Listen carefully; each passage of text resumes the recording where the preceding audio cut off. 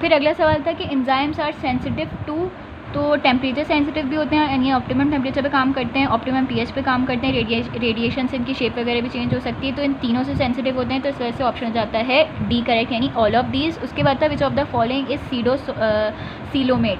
तो आपको बताना चाहिए कि पहले सीलोमेट वाले थे क्या, तो वो थे हमारे पास नेमाटोड्स। ठीक है, नेमाटोड्स जो थे वो सीलोम थे। और अब हम देखें कि उसमें कौन सी एग्जाम्पल दी हुई है, इन्होंने दिया हुआ है वुकेरिया, नीरीस, लीच, यूप्लेक्टिला। आपको एग्जाम्पल्स याद होनी चाहिए सारे फाइलम की। नीरीस और लीच जो होते हैं वो एनालिड्स होते थे, यूप्लेक्टिला जो था वो स्पॉन्जेस था। तो यहाँ पे वुकेरिया जो जाता है वो होता है नेमाटोड। ठीक है, उसके बाद अगला सवाल है कि ए नहीं है, Ancylostoma belongs to which phylum. तो ये होता था फाइलम नेमाटोडा से, या जिसका दूसरा नाम था एस्केलमेंथस।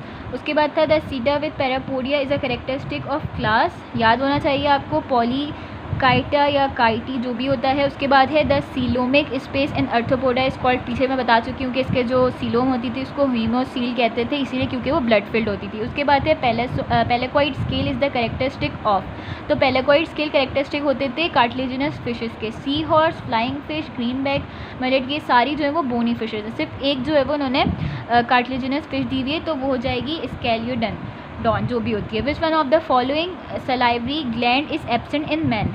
तो आपको बताना चाहिए सलाइवरी ग्लैंड कौन कौन से थे, सबलिंगुअल, सबमैंडिबुलर और पैरोटिड, ये तीनों प्रेजेंट होते हैं, इंफ्रा ऑर्बिटल नहीं होती। इसको आप थोड़ा सा लॉजिक से भी सॉल्व कर सकते हैं। ऑर्बिट बेसिकली बोन का, वो स्कल बोन का हिस्सा होता है जहाँ पे हमारी आइज़ होती हैं। तो जाहिर सी बात है इंफ्रा मतलब नीचे, और अबव जो होता है वो सुप्रा कहलाता है। तो इंफ्रा ऑर्बिटल यानी आंखों के नीचे, तो जाहिर सी बात है सलाइवरी ग्लैंड होने से रहे, तो इसका मतलब है कि ये ऑप्शन गलत हो गया, यानी यही पूछा था कि कौन से नहीं है, कहाँ एब्सेंट होता है।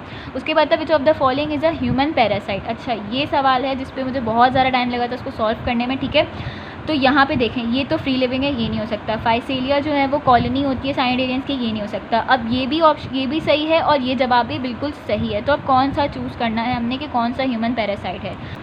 वो बोर्ड में इस तरह के सवाल नहीं आते जिसमें बहुत ज़्यादा जो है पीछे की बैक नॉलेज या बहुत ज़्यादा जो है वो कॉम्प्लेक्स किस्म के सवाल हों और दोनों सही हों, और एक बहुत ज़्यादा अगर आप किसी को बैक नॉलेज पता है तो वो ही कोई सवाल जो है वो किसी करेक्ट ऑप्शन तक पहुंच सकता है। बुक में बोर्ड में ज़्यादा से ज़्यादा जो है वो बुक की कोई कॉम्प्लेक्स ना आ जाएगी, कोई डीप लाइन आ जाएगी, घुमा के आ जाएगी, वरना इतने मुश्किल सवाल बोर्ड में नहीं आते। लेकिन फिर भी मेरा काम है आपको सॉल्व करना, तो मैं आपको बताती हूँ। देखिए, जो टीनिया है और फेसिक्यूला है, ये दोनों ह्यूमन पैरासाइट्स होते हैं। ठीक है, लेकिन क्या होता है कि जो पैरासाइट्स होते हैं ना, उनकी लाइफ साइकिल होती है जिसमें वो डिफरेंट होस्ट में रह रहे होते हैं। कुछ इनके प्राइमरी होस्ट होते हैं जहाँ पे वो पूरा सेक्सुअल रिप्रोडक्शन कर रहे होते हैं, कुछ इनके इंटरमीडिएट या सेकेंडरी होस्ट होते हैं जहाँ पे सिर्फ ये कुछ टाइम के लिए होते हैं, फिर वहाँ से ट्रांसफ़र होकर अपने प्राइमरी होस्ट के पास चले जाते हैं। तो इसका टीनिया का तो प्राइमरी होस्ट ह्यूमन होता ही होता है, डेफिनेट होस्ट। लेकिन जो पॉर्क वगैरह होता है वो उसका सेकेंडरी होस्ट होता है, यानी वहाँ पर कुछ टाइम के लिए होता है और उसके बाद फिर वो अपने प्राइमरी होस्ट के अंदर अगर वो हो जाता है, ट्रांसफ़र हो जाता है। लेकिन फेसिक्यूलर के बारे में लिखा हुआ था कि इसके जो प्राइमरी होस्ट होते हैं ना, वो कैटल वगैरह होते हैं, जो दूसरे एनिमल्स है, जैसे लिवर, इसका नाम भी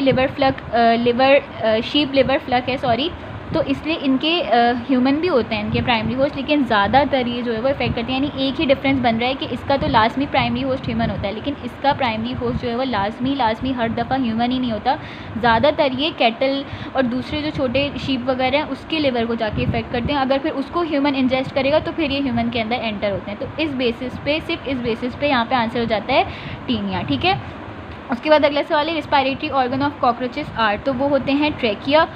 फिर था कि respiration by means of skin is termed as, जो स्किन से रिस्पायरेशन होती है वो क्यूटेनियस होती है।